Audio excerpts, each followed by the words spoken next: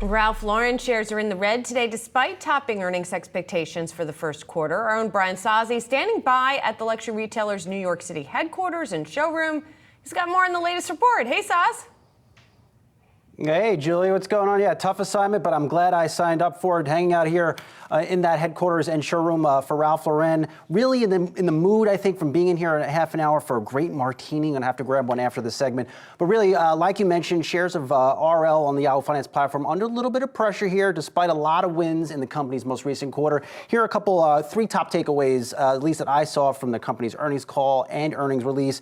Europe and Asia, right out of the gate, those results very, very strong in both of those countries, much stronger, relatively speaking, compared to many other players that have reported from the retail space so far. So that was the first takeaway. Number two, gross margins and operating profit margins up year over year. Another big win for Ralph Lauren. I think it speaks to I think it's a really interesting sign, Julie, when an apparel retailer in a very promotional environment can grow its profit margins.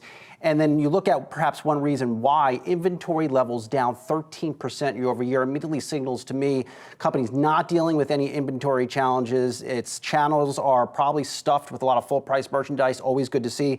And last but not least, if you were going to ding the company on anything, it was mixed results out of the North America business.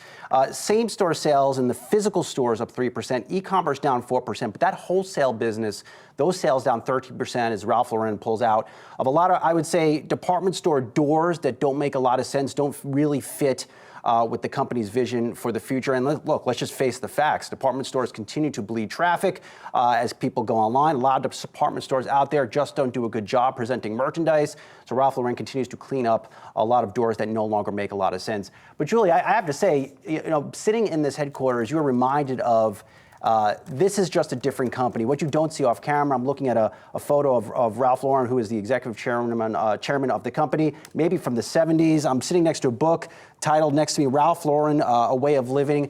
This is a company still, in many respects, founder-led. He is in the trenches. He's still designing. Of course, the CEO is Patrice Louvet, who I'm going to talk to very shortly. But there's just something special about this company, Julie, and that's why historically Ralph Lauren shares have traded at a premium relative to many other apparel companies out there. Well, but I think the big question, Soz, is are they going to be immune to the consumer headwinds that are so clearly emerging here? We're hearing from it about it from a lot of companies. We've yet to get into really in earnest the retail earnings season, as you know, but I expect we're going to be hearing a lot about it. I mean, Disney's not in retail. Well, they're sort of in retail. They sell a lot of merchandise, but when you hear that the parks are taking a little bit of a hit and people are worried about prices, you have to think that some of that is going to make its way to retail.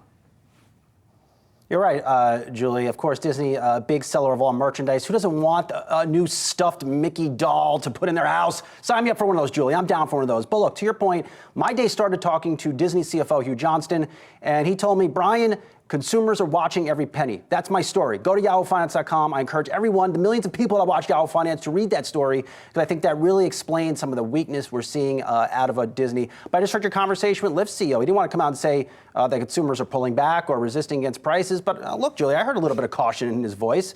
And I think the reality, if there's anything we're getting out of this earnings season over the past few weeks, the consumer has started to pull back. Are they falling off a cliff? No, but they're not spending to the extent they were 3 to 6 months ago. Brian Sozzi, thank you, buddy. Appreciate it.